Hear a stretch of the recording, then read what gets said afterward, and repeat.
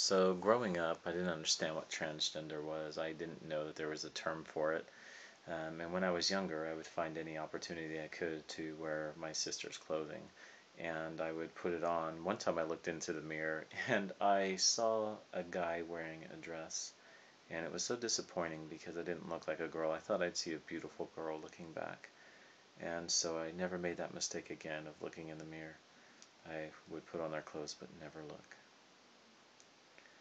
I pretty much knew that I was different always. The first time I had ever heard about a sex change surgery and that it was possible was when I was right before I turned 8. I was 7 years old.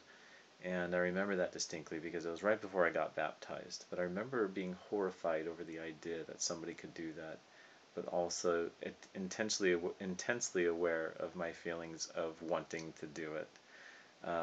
So it was a sense of being horrified but thrilled with the possibility that I could be something different. I could be essentially me.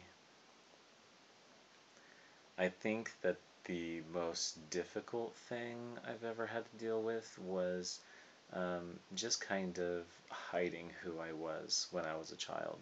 Hiding who I was, not being true to everyone and myself. Holding it in caused problems. I was actually held back in first grade because of it, and I was almost held back in kindergarten. I really had a struggle in school um, holding this in, and I eventually did gain some coping skills with it and suppress it after a while, but I was able to get through it eventually. As far as my religion's concerned, I really have come to peace with it. I was raised LDS, and when I would go to church when I was younger, I would do all the things that the boys were expected to do in the priesthood, and completely felt out of place and fake with it.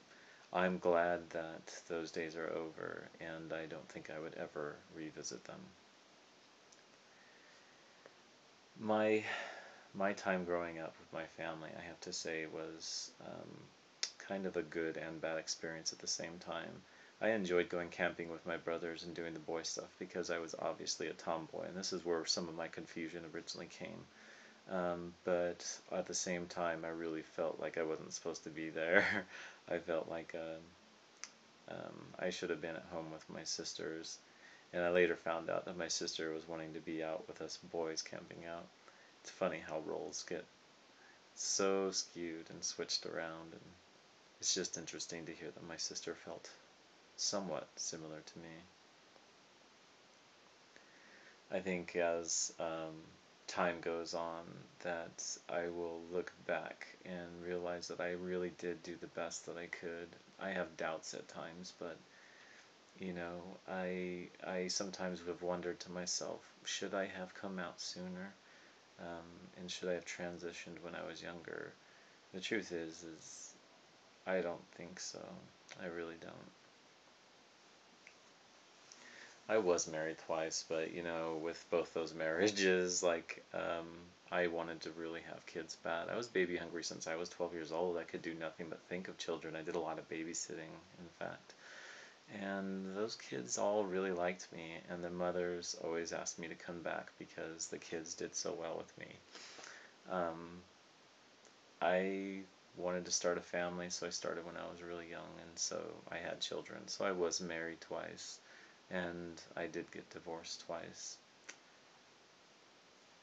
It's funny how both my ex-wives thought that I was gay, and it's not because I speak with a lisp, obviously I don't, or because of anything on the surface. It was mainly because the way I acted at home when I relaxed around them. My girl would continually come out, and they would see signs of it, and they didn't know that it was girl. They just read it as gay. I think one of the most validating experiences I've ever had was when I came out to my girlfriend, and she said, "Oh my goodness, there was always so many things that never made sense to me about you." And she said, "Now everything makes sense."